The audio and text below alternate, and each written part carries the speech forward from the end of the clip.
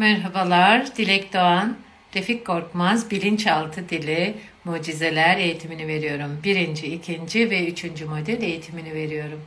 İletişim numaram 0535 858 8502'yi arayabilirsiniz.